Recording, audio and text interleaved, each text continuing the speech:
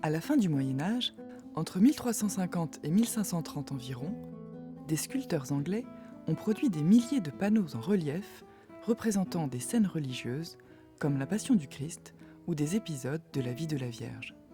Nombre de ces œuvres ont été exportées dans toute l'Europe catholique, depuis l'Islande jusqu'en Italie et en Croatie. Dans la région bordelaise, il en subsiste encore plus d'une centaine.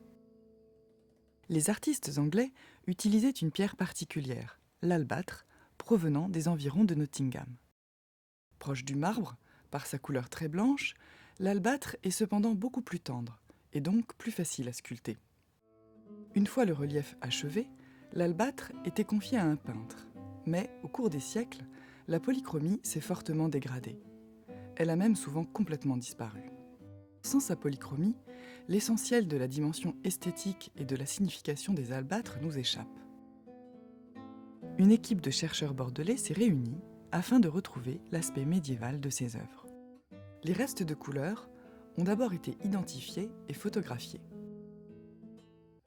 Puis, afin de déterminer les pigments et les liants, des analyses physico-chimiques ont été réalisées avec des appareils de mesure portables sans contact avec la peinture. À l'aide d'une caméra hyperspectrale, on peut reconstituer des images révélant des repeints et des restaurations récentes. La spectrométrie de réflectance par fibre optique consiste à éclairer l'œuvre avec une lampe halogène et à enregistrer la réponse du matériau sous la forme d'un spectre caractéristique du pigment employé. Par exemple, 3 types de rouge ont pu être identifiés: du minium, du cinabre et de l'ocre rouge. Grâce à une collaboration avec le musée d'Aquitaine, nous avons pu disposer de la copie d'un albâtre qui représente l'Assomption de la Vierge. Pour mieux connaître les techniques de peinture et l'aspect initial des couleurs, nous avons réalisé des échantillons à partir des matériaux révélés par les analyses.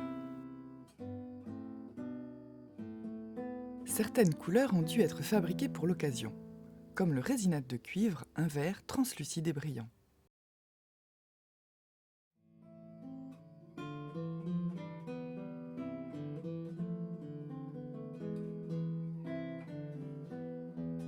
La palette du peintre, assez réduite, se compose principalement de rouge, de vert, de bleu, de blanc figuré par l'albâtre laissé en réserve, et d'or qui remplace le jaune.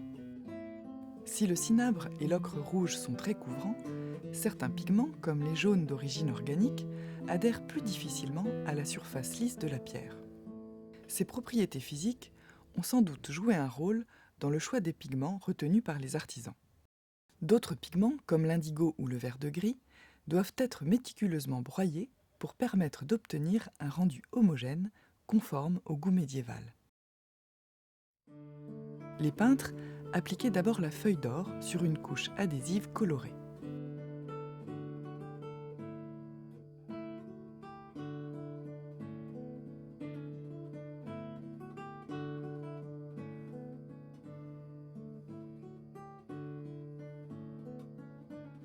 Puis, les couleurs étaient appliquées directement sur la pierre.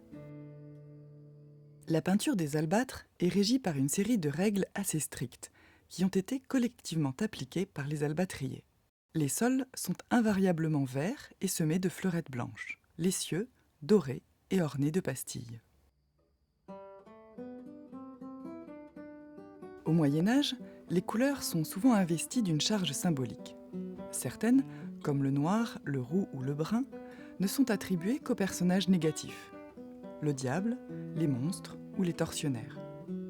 Les personnages positifs, en revanche, apparaissent avant tout blancs et dorés. Sans sa pellicule de peinture, le panneau d'albâtre perd une grande partie de sa lisibilité, comme en témoigne la façon dont sont traités les yeux.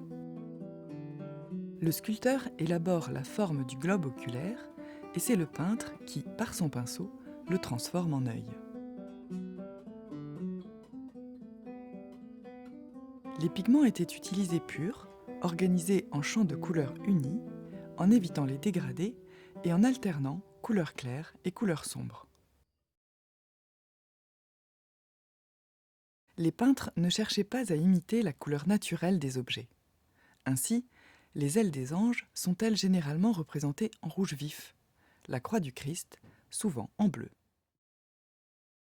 Le panneau de l'Assomption a aussi fait l'objet d'une restitution numérique, ainsi que 2 autres albâtres. Leurs modèles 3D ont été créés en associant photogrammétrie et scanner laser. Ces modèles ont été peints virtuellement à l'aide d'une palette obtenue en mesurant les échantillons expérimentaux avec un spectrocolorimètre.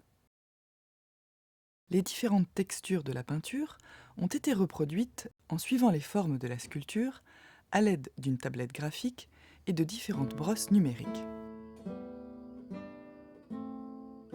La peinture des albâtres obéit donc à une pratique collective. Cela vaut pour le choix des couleurs, vives et souvent brillantes, et pour leur codification, telle que l'équivalence morale établie entre le blanc et le bon, ou le noir et le mauvais. Aujourd'hui, la collaboration étroite entre chercheurs de différentes disciplines, ainsi que la combinaison de gestes ancestraux avec des technologies de pointe, permettent de retrouver les couleurs médiévales de ces œuvres et ainsi de leur redonner tout leur sens.